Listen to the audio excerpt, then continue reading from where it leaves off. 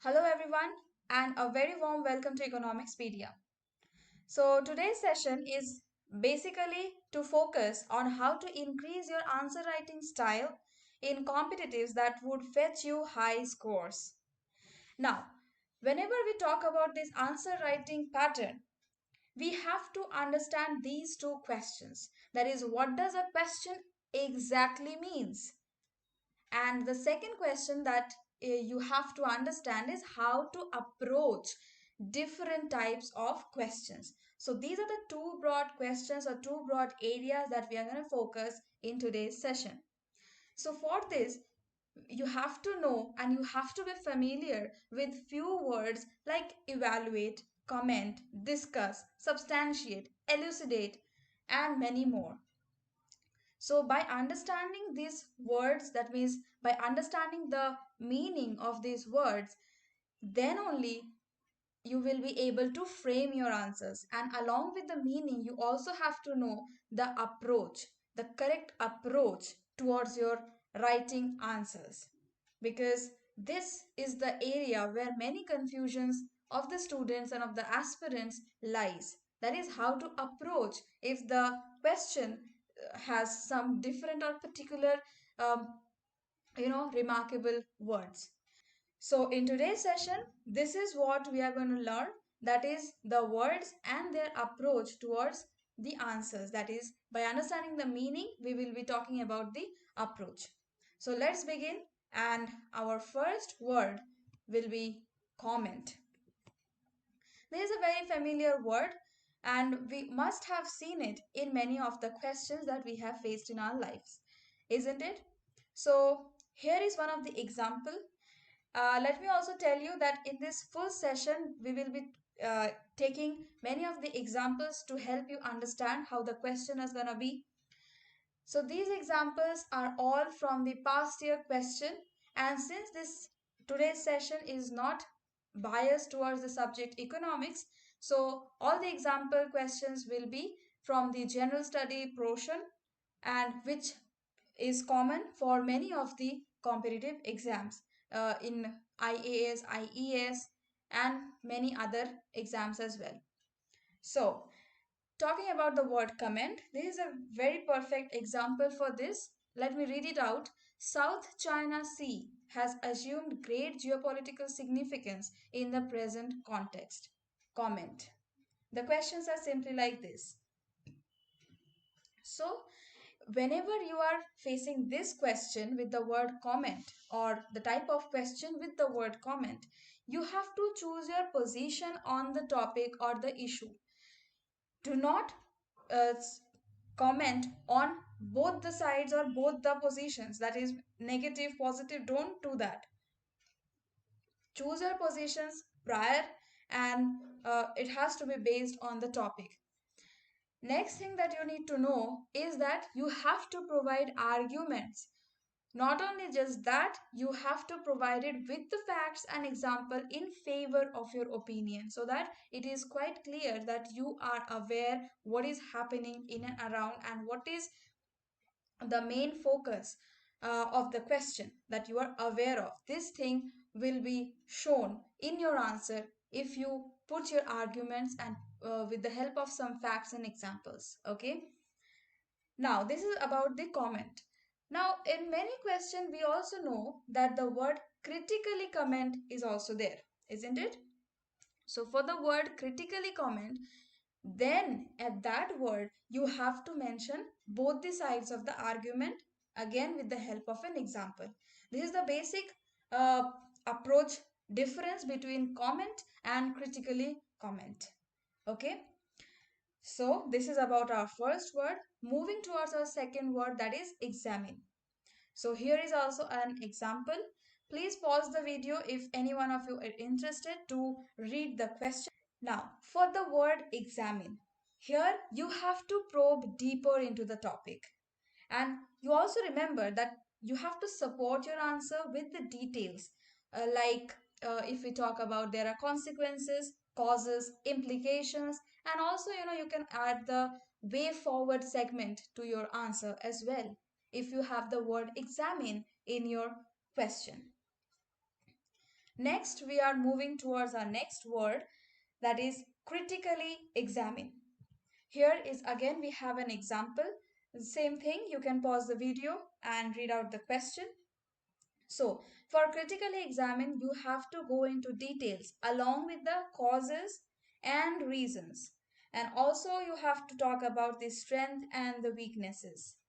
So four things: causes and reasons, strengths and weaknesses. Okay. And you have to mention the consequences, implications and actions taken for the issue at hand. This thing you have to remember. This is the perfect approach that it should have in your answer. So this is about the critically examine. Moving towards our next word, discuss. And this is a beautiful example um, from the past years. So, whenever we have a question with the word discuss, you have to cover broadly. That means mentioning the strength, weaknesses, and also the positives and the negatives. So, more or less like the previous one, but yet different in somehow. So, this somehow or vaguely different from each other, this is the area where you need to focus, and that will be the area where your answer will be getting higher marks. And also the question with the word discuss, you also have to mention the causes and the consequences as well. So don't forget to do that. Next, we have another famous or popularly known word, that is discuss critically. For an example, this is an example. You can read it out, give it a read if you want. In this question, in this word, discuss critically, which is quite similar to the previous word which was discuss. So here the basic approach remains the same. You only have to be careful with the reasoning applied to arrive at a conclusion. That is the only segment that you have to be careful. Moving toward our next word, that is evaluate. Now there is an example. For the word evaluate, you have to assess both the sides of the statement or the topic. And again, mention the worthiness or usefulness of the statement. That is also very much important. But you also cannot forget to mention briefly about the positive as well as the negative aspect of the statement or the topic. So these are the areas you have to remember in order to approach, in order to write an answer with the word evaluate in the question. Moving on to our next word, that is analyze. Here we have an example. So, for the word analyze, you have to break the main idea into its constituent parts. Okay, this is the area where it is different from the previous section of the words that we have just discussed. Here, the breaking of the main idea is there, and since you are breaking up the main idea into sub parts or constituents, so this give you an edge to examine each part separately. And since you will be explaining each part in a very separate way or in a very minute way, in with details of course, so this will be the area again where your answer will be different from the rest, and hence your marks will be different from the rest. This is about the word analyze. Next we move to the word elucidate. So here is again an example on the word elucidate.